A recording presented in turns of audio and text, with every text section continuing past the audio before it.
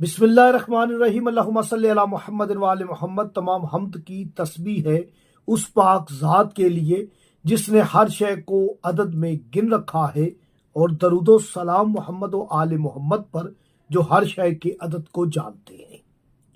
आप देख रहे हैं फैज़ हुसैनी टीवी। मैं तालिबे इल्म हरफ व अदद गुलफाम अली हुसैनी आपसे मुखातिब हूँ। आज एक रूहानी अमल और रूहानी तरीका आपको हदिया करना चाह रहा हूँ। अगर आपने यकीन के साथ और इसे मुकम्मल एहतमाम के साथ किया तो कामयाबी हतमी है। इंशाअल्लाह आप किसी भी मकसद के लिए करेंगे उस मकसद में कामयाबी हो जाएगी। और ये अमल एक ही दिन का अमल है, और इस अमल को आपने नौचंदी जुमेरात को करना है, नमाज मगरिब के वक्त करना है। और आप इसे हर नौचंदी जुमेरात को भी कर सकते हैं, और आप इसे हर रोज़ भी कर सकते हैं। ये अमल की निस्बत है कुरान करीम से, कुरान मजीद से, कुरान अजीम से, और इसकी निस्बत है बाबुल मुराद हज़रत इमाम मूसा अल काज़िम अलैहिस्सलाम से। याद रखिएगा, इस अमल को आपने नमाज मगरिब के बाद करना है, शब जुमा।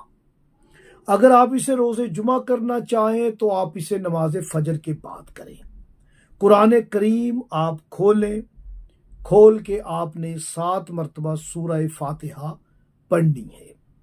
उसके बाद आपने वहीं से कुरान खोल के अपने सर पे रख लेना है, और आपने आंखें बंद करके, अगर जो ज़ायरीन हैं इमाम मूसा अल काज़िम अलैहिस्सलाम की, वो मौला की ज़री पाक को अपने तसव्वुरात में रखें। जो नहीं गए, मैं उनके लिए दुआ गो हूँ कि मौला उनके लिए मुक़द्दस मकामात के सफ़र में आसानी पैदा फरमाए, आमीन। और हम सबको बार बार हज व ज़ियारत की तौफीक व ताकत अता फरमाए अल्लाह पाक, आमीन। तो आपने मौला मूसा काज़िम की ज़री की तसव्वुर रख के आपने कुरान अपने सर पे रख के सिर्फ आपने 70 मरतबा पढ़ना है, या बाबुल मुराद अदरकनी, या बाबुल मुराद अदरकनी।